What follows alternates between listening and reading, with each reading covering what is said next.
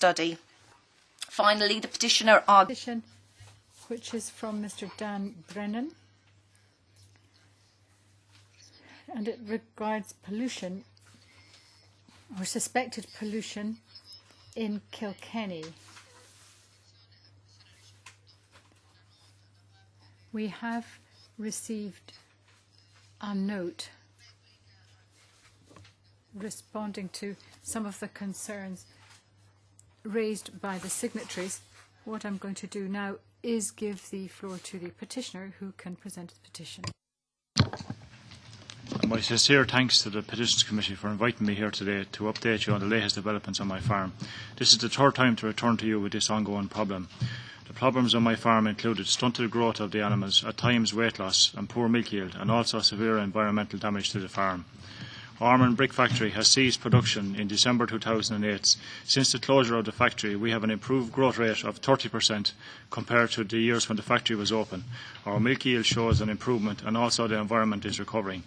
We need an assurance that the pressure will be put on the Irish authorities to ensure that this can never be allowed to happen again. I do not want to be faced with this. Slow down. Okay.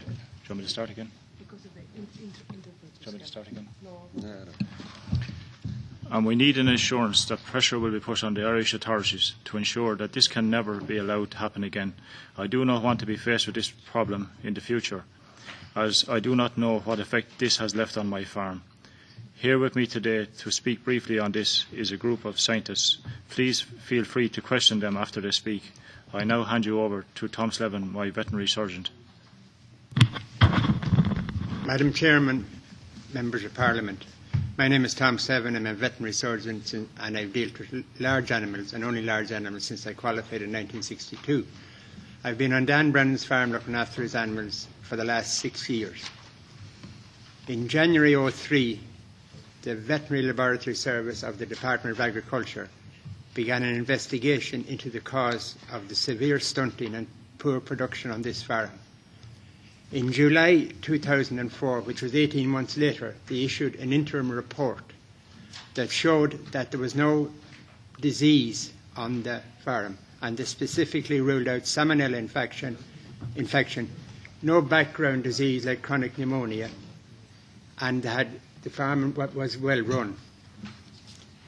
They also reiterated that in May 2005, that they hadn't found any disease that would cause the problem.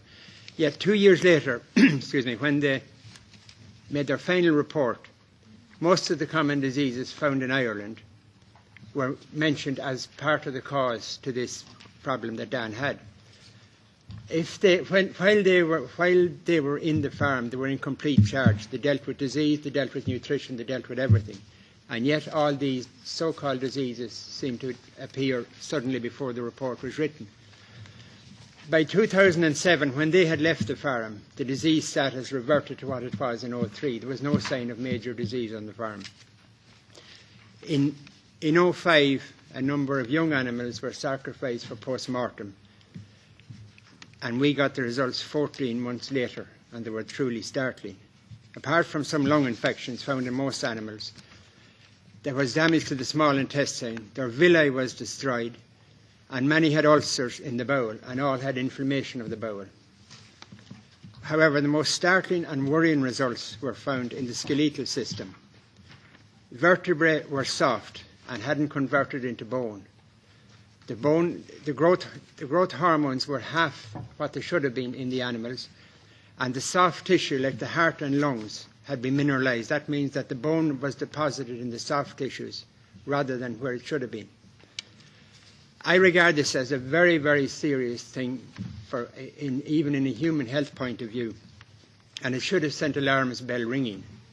Instead, it was regarded as non-significant, as was all other evidence uncovered, for instance, osteoporosis, osteomalacia, and soft bones.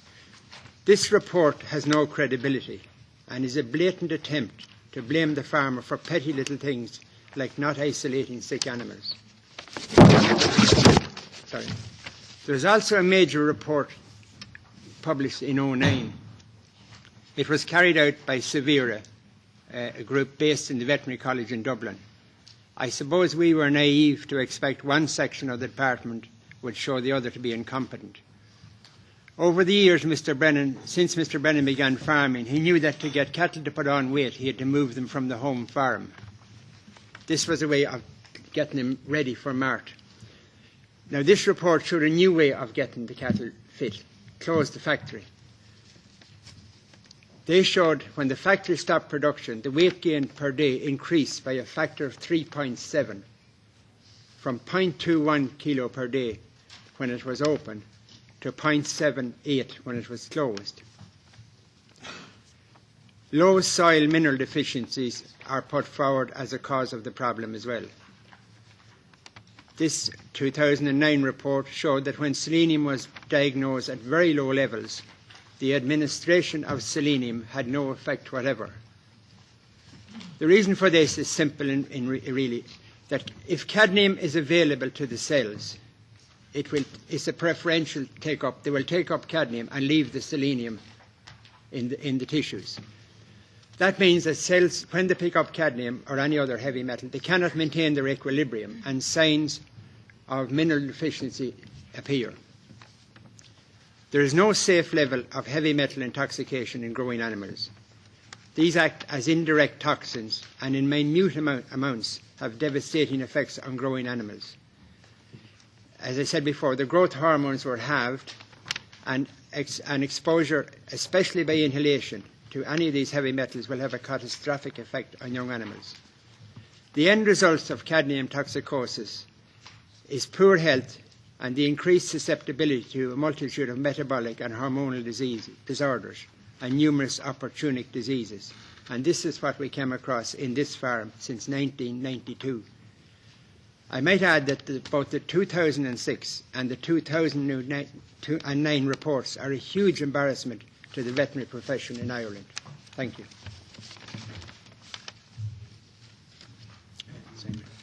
I now hand you over to Simon White from Limerick University. Thank you. Madam Chairman, members, my name is Simon White. I'm an environmental scientist, a farmer, and I represent the Irish Farmers Association. I lecture in the University of Limerick and am writing a PhD chemistry thesis by research. I do not represent the university here before the committee. I was brought in on this case in 2005 by the then president of IFA, Pádraig Walsh, who is here today. In July 2007, the significance of the environmental insult observed on the farm was shown clearly to the committee members who visited the farm. Then, last year, after the Severa report was published in December 2009, we presented to this committee our reasons why we were so very concerned that the truth in this case was being misrepresented. Since then, we have seen the publication of an addendum to the Severa report by the Department of Agriculture, an interagency report into the investigation, and the publication of a report written in 2006, which has since been shown to be so completely incorrect that it was reasonable to think the department would be embarrassed to let it see the light of day, rather than pretend it actually represented the truth. Over the years, ecological studies have been carried out on the farm because it was observed that plant life, especially the trees and the hedgerows, were periodically suffering severe and extraordinary damage. It has been established that trees and shrubs have been severely affected by air pollution. This happened in discrete episodes. It was generally confined within a specific area on the farm and was not apparent in the surrounding area. The pollution damage was severe enough to burn through the foliage of the plants and in many cases to actually kill them. There is a clear correlation between the appearance of new damage and the appearance of ill health in the cattle on the farm. The Severa report confirms that there is a further correlation whereby these recorded events only took place when the local brick factory was in production, and none of these were seen when the factory was not in production. Chemical compounds in the flue gas emissions from the factory are pollutants likely to cause the damage detected: hydrofluoric acid, hydrochloric acid, and sulfuric acid. The dismissal of the significance of this contained in the EPA and interagencies reports, and the extraordinary explanations put forward quite honestly beggar belief. Fluorides, in monitoring done by the factory, the EPA then discovered afterwards that the factory was only reporting half the amounts because the calibration of the monitors were wrong. So an awful lot of the calculations were carried out with wrong input. The investigation carried out, directed by the EPA, were confined to a lichen study and a tree health study. The lichen study conveniently failed to identify the actual affected area and proceeded to survey according to a protocol completely in contradiction to what was observed and managed to leave the affected area out of its study altogether. Its findings, therefore, are totally irrelevant to the farm. The tree health study was carried out with professional observations made. Damage consistent with air pollution were reported, but it was observed that most of the damage was done some time before. Sampling was carried out to try to identify the pollutants which had caused the damage, and it was reported and shown that none were detected apart from some levels of fluoride. But in each case where foliage samples were harvested for analysis, it was carried out months after the plants were seen to be affected. To claim, as the EPA did in its report... Sorry, Simon, can you just speak through a bit because of the time? Oh, yeah, okay, yeah. I'm not detecting these chemicals in the plants. It was proven they did not kill them misrepresents the truth. It would be highly unlikely that they would remain in the plant as they're extremely volatile chemicals. According to the modelling data of Ormond Brick, emissions contained in the severe report, parts of the farm were shown to have been much more affected by hourly and daily concentrations of ground-level SO2 pollution than anywhere else in the area. The Department of Agriculture addendum to the Severa report again shows that the highest hourly dry cadmium concentrations at ground level should have occurred on parts of the farm. The factory emitted chemicals such as halides and SO2 and heavy metals together in the same flue gas. The fact is that parts of the farm were roasted at times by air pollution. There is a huge amount of evidence within the findings of all the reports which indicates that the likely pollutants to cause such damage, and all the indications are that the local brick factory produced these pollutants. In the absence of any other identifiable source of these, it's not unreasonable to suppose that the same pollution that was killing the trees on the farm was also affecting the cattle. Whereas the heavy metals in the flue gas would be unlikely to be the overriding agents to kill the plants, the combined effects of heavy metals with these other chemicals would certainly explain the symptoms observed in the cattle, so I'm informed by the veterinarians, and this is confirmed by the Severe report. During 2010, a further ecological survey was carried out identifying no further damage to the trees, shrubs and the farm since 2008.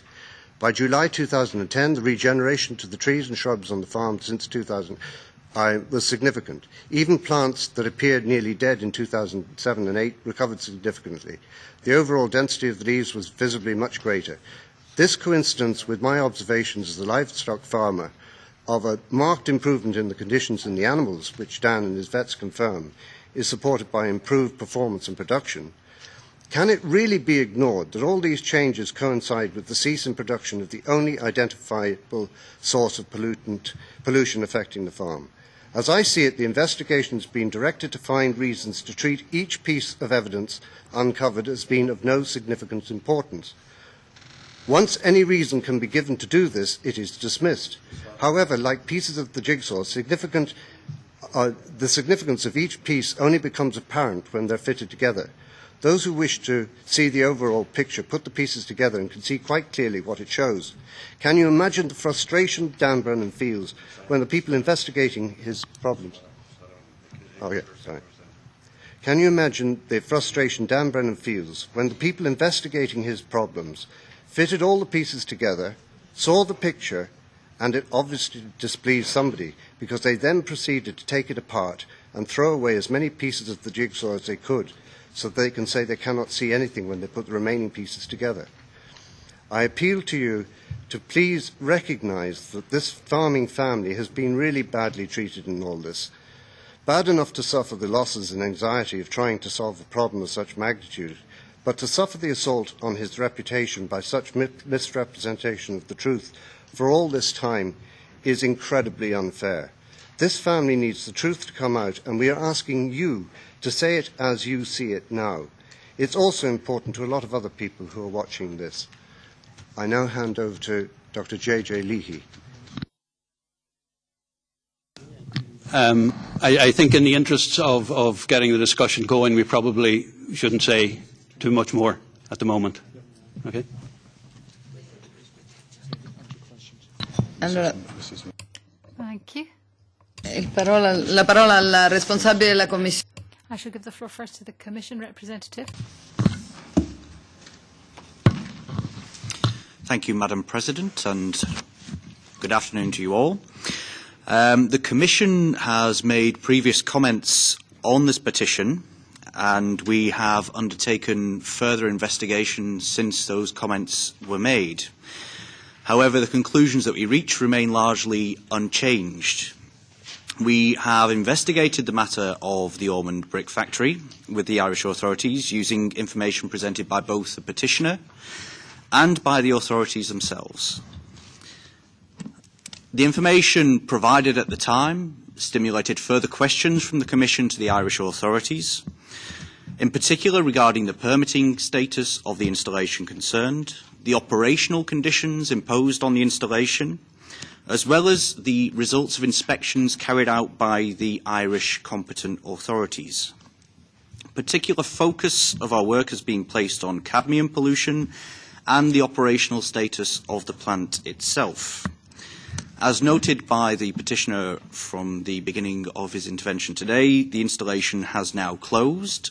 However, we have examined information which was provided prior to the closure of the installation itself, and in particular the operational permit that was issued by the competent authorities to the Ormond Brick Factory under the Integrated Pollution Prevention and Control Directive.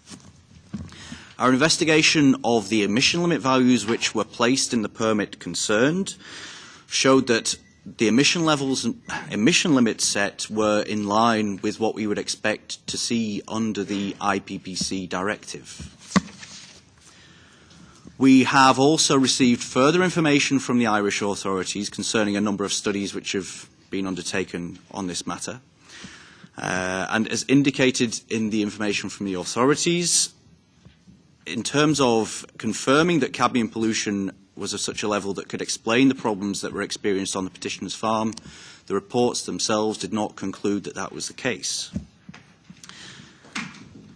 The Commission would like to emphasise that, of course, the implementation of EU law falls within the remit of the competent authorities of the Member States, but based on the investigation of the material that has been sent to us, including the IPPC permit that did apply to the installation during its operation, that we were unable to identify any breach of EU law.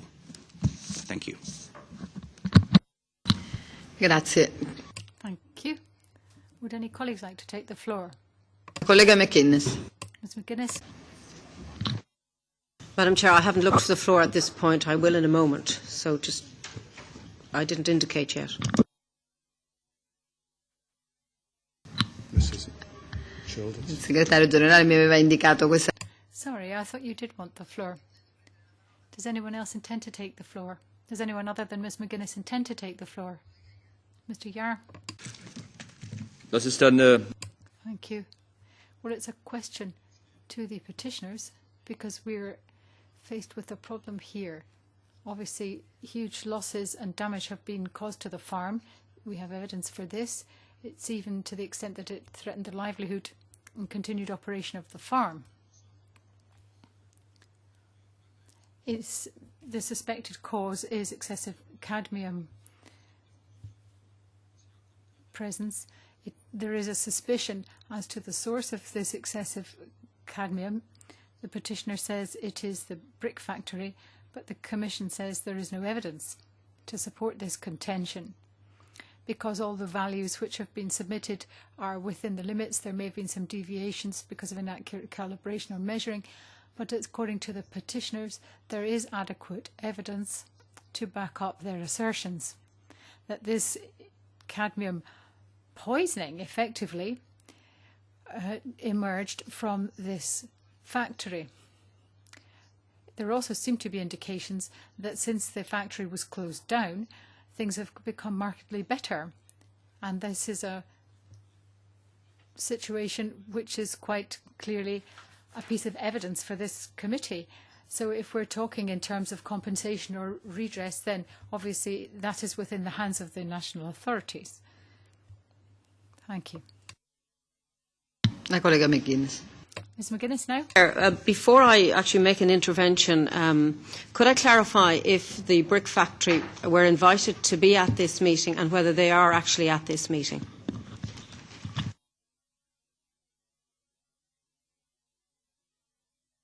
Hanno scritto una nota. They've written a letter which is in the file. It should be in your file for the meeting. It certainly was in the Commission file. I asked a different question. I asked if they were invited to this meeting and if they are present in this meeting. I think there is a representative, as far as I understand. We always invite everybody who is involved in the petition. There should be a representative here. Ah, eccolo. Yes, there is. Thank you, Chair, for that clarification. Firstly, can I welcome the petitioners and the experts, particularly Dan Brennan and his team here, and my apologies for not hearing the start of the item. We were unfortunately at another meeting. I think, as my colleague Peter Yar has said, there is good news in that the situation has improved on the farm, but the problem for Dan Brennan and his family is that we haven't resolved fully why this happened, and it has happened over a number of years.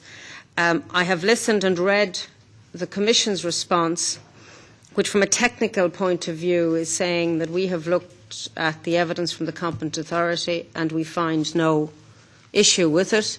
I have also read the letter from the brick factory, which is quite detailed about their view of what we have heard so far at this petition stage, and it seems to me we are in a terrible stalemate. There is no satisfaction for Dan Brennan, who has soldiered with this difficulty for a long number of years, and I am at a loss to see where we as a Petitions Committee can assist, having listened to what the Commission have said. And my colleague Peter Yar has made the observation in relation to redress, it has to be at the Member State level. So we are dealing with a real problem here of which there is scientific evidence that both parties take issue with. And there is no scientific panel on this committee to give us clarity as to which is the correct analysis of the evidence. The issue of the cadmium, which was a very serious point raised in our last meeting, the experts are now saying that was a one-off spike caused by contamination, which the Commission appeared to accept. So I'm looking for some guidance from our Secretariat here as to how we can progress this issue and not keep it boiling up forever, because I don't think that's doing justice to the petitioner who has been dragged over here to give evidence and leaves without clarity and without finality. Because I do think we want to try and resolve this for the Brennan family, because they're the ones who have carried the burden of this for far too long. So again, it is more an open question as to how we, on this Petitions Committee, can actually move this forward without just keeping it simmering with no resolution. Thank you. Thank you. First, there is a basic principle which is stipulated by the European rules. The polluter pays. When is the case, the polluter have to pay. And what we have here, we have a clear pollution case, but theoretically no polluter, and different assessments were done in such a vague manner, seems to be, which legally it's unacceptable. Number two, page, just a moment, it's the point number 4 in the papers we have received from, in our PETI folder, which stipulates EPA have registered 3 non-conformities out of 5, and then 2 cases of non-conformity out of 4. It's rather half. How to consider that there is no polluter when the findings, the evidences do show there are breaches. The limits have been overpassed by a polluter. And my last question, after the company have stopped its activities, the environment, in a miraculous way, did recover. Do the European Commission believe in miracles, or we do need some scientific evidences? Because if there is no polluter and suddenly the environment did recover, should be a miracle. And then we should ask the Holy Father to visit the place and to proclaim it a saint place. No, it's a joke maybe, but it's not in fact a joke, because this playing with vague sentences and formulas which sometimes do cover dramatic aspects, it's unacceptable. And if there was a pollution, the competent Irish authorities should name and blame the polluter. If there is no pollution, why we have now a miracle?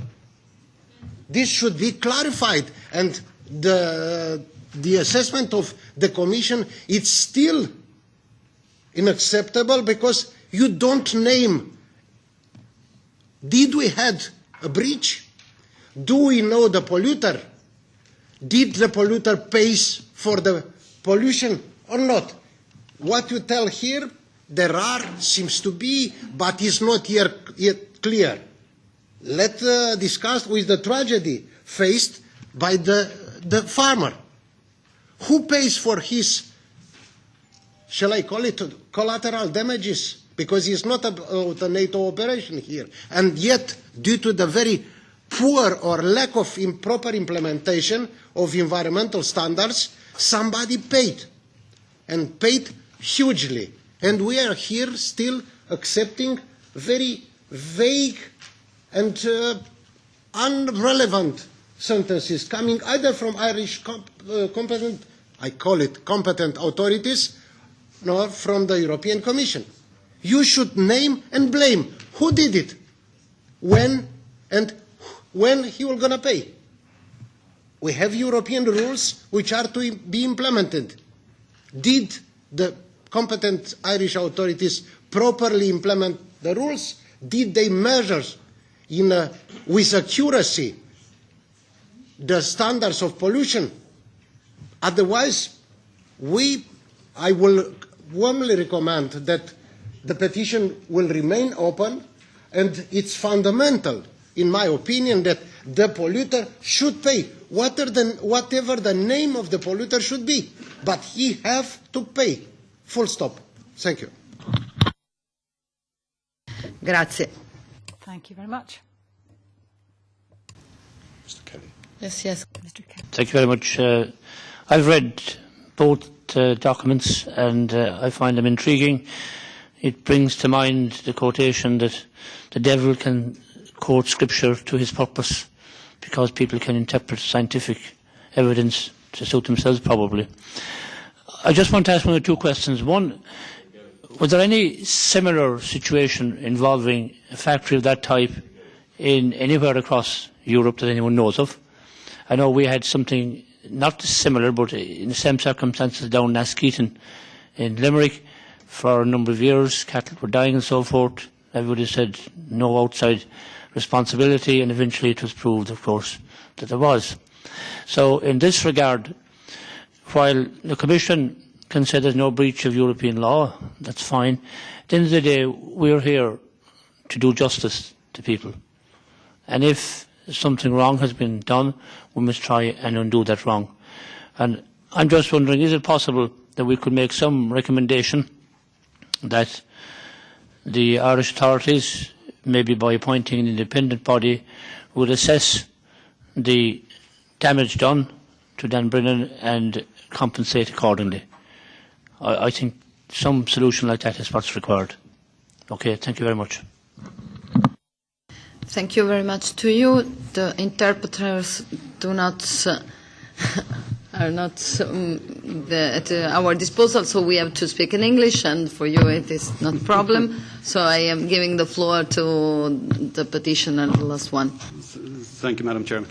I will just point out some facts that possibly were not transmitted to the Commission by the competent authorities in Ireland. Everything that they did was summed up in a 12-page report. 7 years of work is contained in this 12-page report. And in that report it says the Environmental Protection Agency investigated air emissions from the factory for a range of parameters, including heavy metals. All parameters were found to be below the relevant thresholds, Danish TA Luft, or deemed not to be significant. That is factually incorrect. In April 2004, the EPA commissioned a monitoring of heavy metals from the factory. They recorded an output of 13.2 grams per hour of cadmium. The TA Luft guideline is 0.15 grams per hour of cadmium.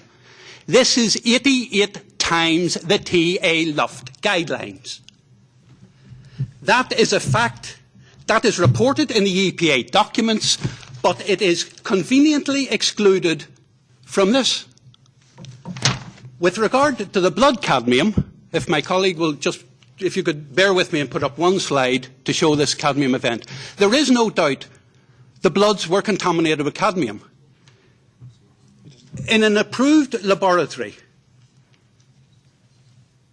blood samples got contaminated with cadmium. Before that contamination event, bloods were shown to have 200 parts per million of cadmium. The toxic level of cadmium is 40 parts per million. This is before the contamination event. And then fortuitously, or coincidentally, or whatever way you want to put it, all the subsequent blood samples for the next 3 months were contaminated with cadmium. But after that event, in November, bloods of 400 parts per million of cadmium were found again. The toxic level is 40. You look at this report, it says there is no evidence in examination of the bloods of the cattle on the Brennan farm of cadmium toxicity. That is not a fact. Fluoride emissions. They put in a hydrogen fluoride monitor in 2004, continuous monitor. In October 2005, just before they were required to reduce the limits, that machine went wrong and it started underreporting fluoride emissions by 50%. And for the next 3 years, the factory produced in their annual environmental reports data based on a mistakenly calibrated machine. In 2008, the EPA went in and checked that machine and found it to be incorrectly calibrated and carried out an evaluation of emissions in November 2007.